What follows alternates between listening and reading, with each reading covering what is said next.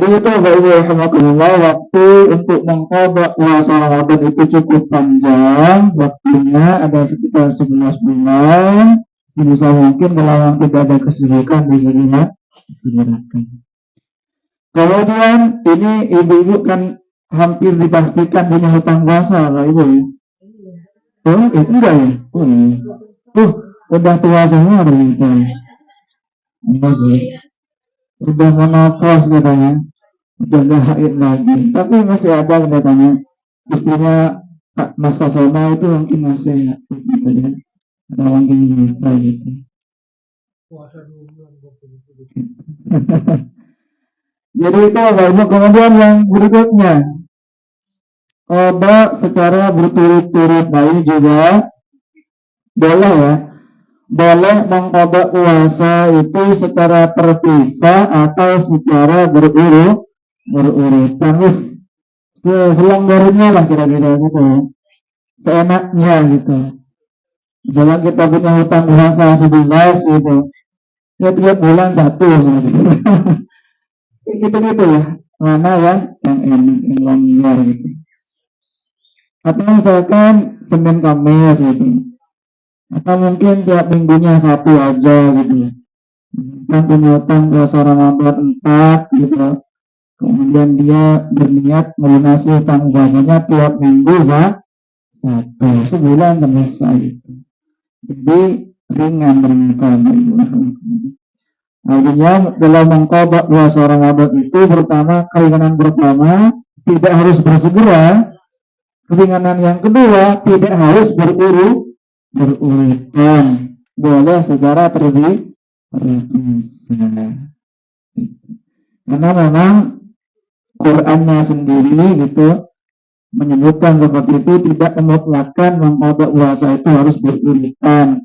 Sebagaimana ayat yang membacakan tadi surah Al-Baqarah ayat 184, kata Allah, "Faman kana minkum maridan aw 'ala safarin fa'iddatun min ayyamin ukhra." Maka orang-orang yang punya hutang puasa, maka dia wajib mengganti puasa itu di luar bulan Ramadan sebanyak hari yang dia tinggalkan pada hari-hari yang lain. Allah tidak memutlakkan harus berurutan. Intinya qadha puasanya itu di hari-hari yang lain. Ya tadi ya Bapak gitu. Sebelum kita berpuasa sunnah gitu ya, kita sebaiknya itu terlebih dahulu mengqadha puasa. Kita punya hutang puasa misalkan, ya tidak perlu menggebu-gebu untuk melakukan puasa sunnah. Ya boleh juga puasa sunnah gitu ya, tapi harus didahulukan melaksanakan qadha puasa. Bisa dipahami ya ini ya. Jadi tetap yang wajib harus menjadi prioritas sebelum yang sunnah gitu. Jadi ini kaidah dasar sebetulnya. Jadi kita itu harus memprioritaskan yang wajib sebelum yang sunnah.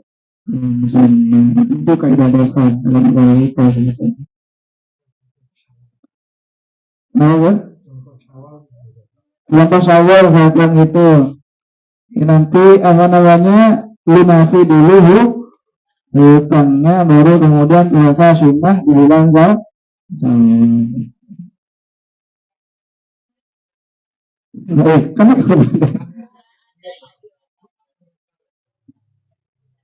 yang puasa wajib dulu ya.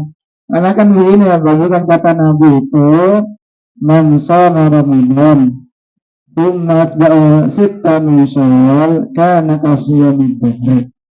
Barang siapa yang berpuasa Ramadan, kemudian dia berpuasa 6 hari di bulan Syawal, maka dia seolah-olah berpuasa selama 1 tahun.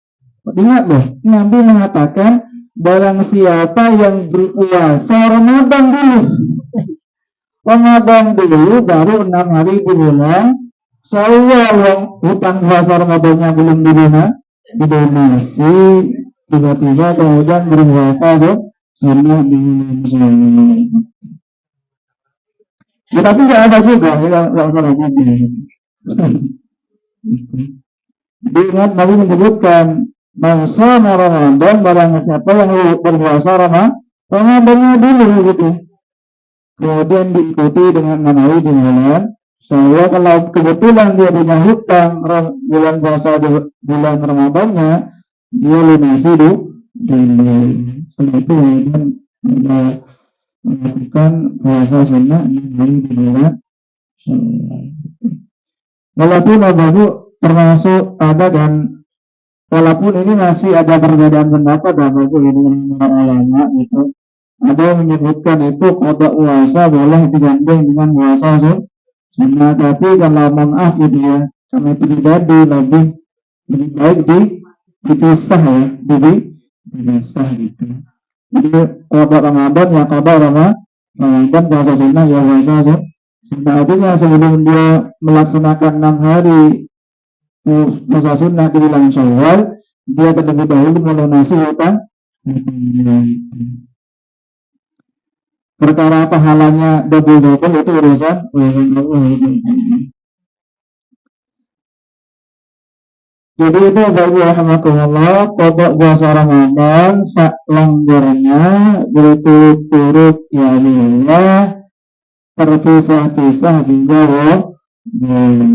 kan kata Nabi Sallallahu Alaihi Wasallam walaupun ini hadisnya kata Nabi Sallallahu Alaihi Wasallam insya'a taba'a wa insya'a farqa kata Nabi jika kamu mau boleh mengqada puasa itu secara terpisah jika kamu mau boleh mengqadanya secara berurutan gitu. Boleh saja. Kemudian berikutnya lalu datang Ramadan berikutnya. Nah ini jadi step dulu orang Jawa tapi ternyata sudah masuk bulan Ramadan berikutnya. Gimana rasanya itu sederhana sebetulnya gitu. Jadi disebutkan oleh Allah jika orang itu menangguhkan qada puasanya sampai datang bulan Ramadan berikutnya ya seperti biasa dia melaksanakan puasa Ramadan gitu ya dan nanti membayar hutang Ramadannya itu di bulan-bulan berikutnya gitu aja seperti biasa lah gitu ya. Jadi ya baik penangguhan qada puasanya itu karena ada uzur atau tidak dia tidak perlu membayar fidyah ya ini maaf ya ini menurut mazhab saya ulangi jadi misalkan contoh ya kasus mungkin kita Ramadan kemarin punya hutang puasa 7 misalkan. Tapi ternyata kemudian kita tidak sempat untuk melunasi ditunda ternyata tiba-tiba sudah masuk Ramadan berikutnya kita punya hutang 7 misalkan.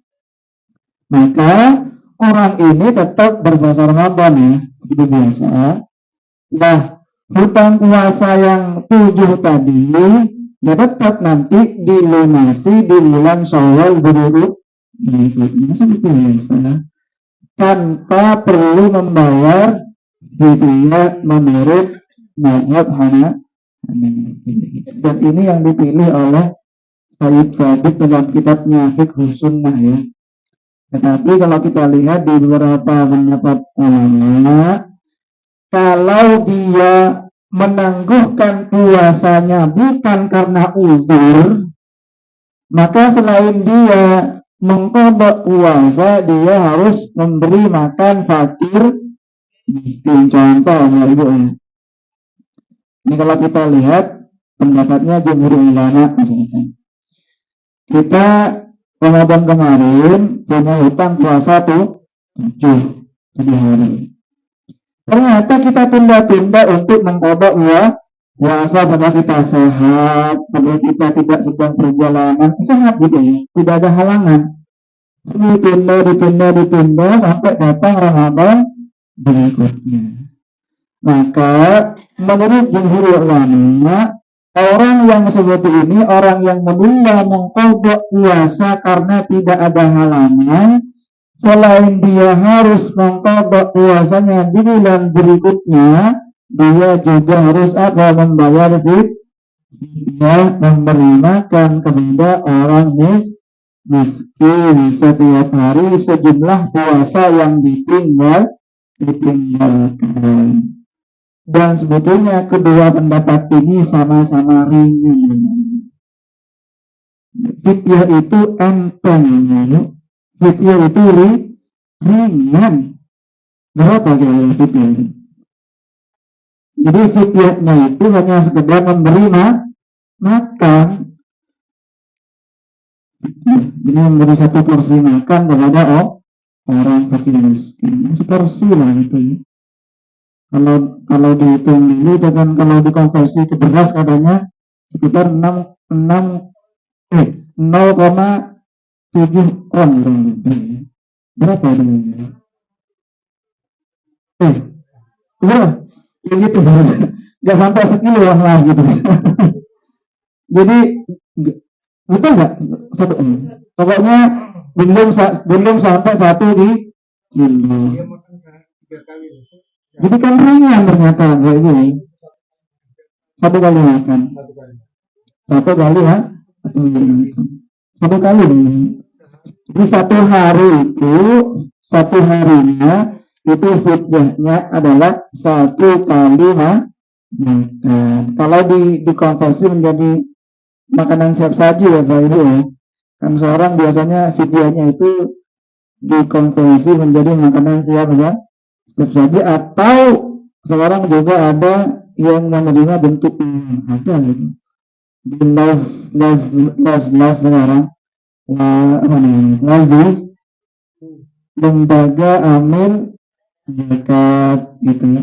Terus itu menerima fidyah dalam bentuk dan macam-macam beragam. Kalau kamu lihat di tadi itu di las di area Jakarta, kalau mau bentuk uang 60.000 cukup tinggi ternyata ya, karena kan sana kan mahal apa-apa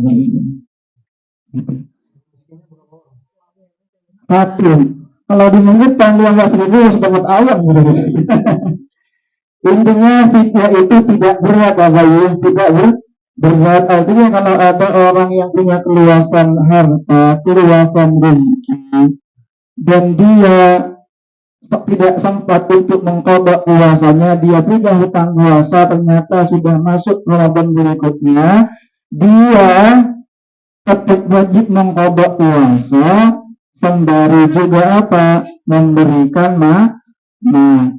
Saya lihat orang-orang sini kuat-kuat semua mampu gak beri makan satu porsi makan kepada satu orang miskin, ringan nggak berat gitu. Jadi itu bagi rahmatullah, kalau kita punya hutang puasa kok tiba-tiba kemudian datang bulan berikutnya, tidak usah bingung gitu ya.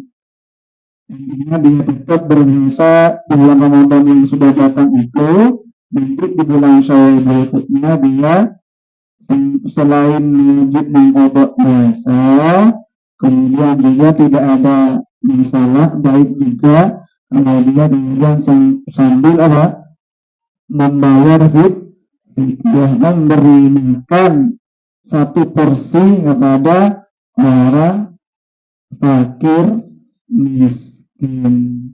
Katanya tadi 10.000 udah enak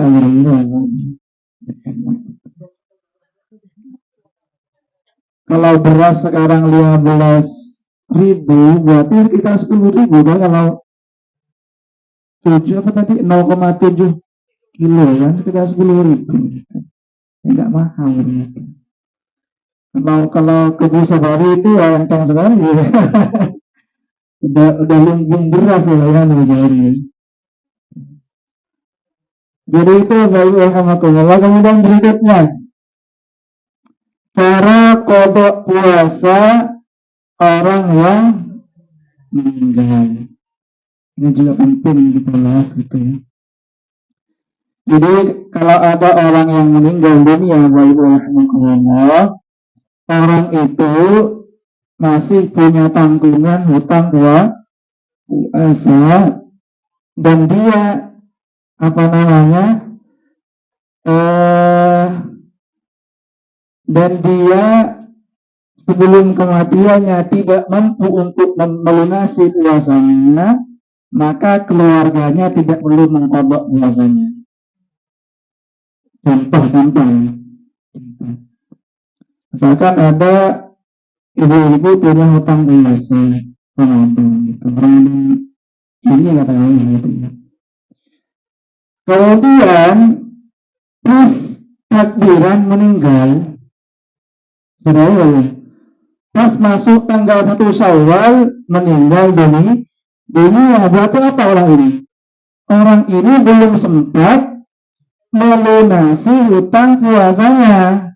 Tidak sempatnya itu karena memang belum ada waktu dan meninggal duluan gitu. Maka orang seperti ini keluarganya tidak perlu mengganti puasanya. Bisa dibangun ya Pak Ibu. Tetapi kalau ada orang yang punya hutang puasa gitu, kemudian dia punya waktu untuk mengqadha puasanya, kemudian meninggal dunia, maka keluarganya itu diperbolehkan untuk mengqadha. Contoh misalkan ada ibu-ibu di sini Ramadan ini punya hutang puasa 2 hari misalkan itu. Tanggal 2 Syawal tidak segera puasa. Tanggal 3 Syawal tidak segera dilunasi. Tanggal 4 tidak segera dilunasi. Tanggal 5 inna lillahi wa inna ilaihi raji'un misalkan meninggal, maka keluarganya itu diperkenankan atau bahkan ada menyebut harus ya untuk mengganti puasa. Bisa dipahami ya Bapak Ibu gitu. Itu bedanya kalau dia punya waktu untuk mengqadha, kenapa tidak segera mengqadha, keburu meninggal dunia, maka keluarganya harus mengganti gitu. Kalau dia keburu mati sebelum dia sempat untuk mengqadha puasanya, maka keluarganya tidak berilmu. Kalau mengganti puasa orang yang meninggal dunia itu ada 2 cara, ada 2 cara. Pertama seperti biasa mengganti puasa, jadi hutang puasa diganti dengan puasa. Ini sebagaimana sabda Rasulullah SAW, man mata wa alaihi siyam ma'sama anhu walihi. Barang siapa yang meninggal dunia dan dia pun masih punya tanggungan puasa, maka ahli warisnya diwajibkan berpuasa untuk menggantikan kewajiban puasa orang yang meninggal tadi. Ahli warisnya itu istrinya atau suaminya atau anaknya gitu. Ya ahli warisnya Pak Ibu. Ahli warisnya. Kecuali anaknya nggak ada ya kan, yang bisa kepada ahli waris yang lain. Atau Bapak Ibu, orang lain boleh mengganti puasa orang yang meninggal dengan catatan dapat izin dari ahli waris. Boleh juga itu. Dapat izin dari ahli waris itu. Enggak tahu ya, mungkin. Kemudian itu cara yang pertama, puasa diganti dengan puasa oleh ahli waris. Yang kedua, hutang puasa diganti dengan fidyah, memberi makan fakir miskin. Ini yang lebih enteng ini. Sebagaimana sabda Rasulullah SAW, orang siapa yang meninggal sementara ia punya tanggungan puasa sebulan, misalkan maka hendaknya diberikan makanan atas nama orang yang meninggal kepada satu orang miskin untuk setiap hari. Enteng yang kedua. Jadi punya hutang, misalkan keluarga kita punya hutang puasa 3 hari, dia sebetulnya sempat punya waktu untuk mengkodok, tapi dia tunda untuk mengkodok. Ternyata setelah itu dia meninggal dunia, maka ahli warisnya itu wajib mengganti hutang puasanya. Yang pertama bisa diganti dengan puasa, atau yang kedua cukup dengan hidup. Dia memberi makan 1 porsi makan kepada fakir miskin. Disebutkan dalam beberapa kitab itu, memberi makan itu sesuai dengan orf, sesuai dengan kebiasaan yang ada di masyarakat itu. Kalau 1 porsi makan yang lumrah di masjid yang kecil, ya boleh masih kecil gitu.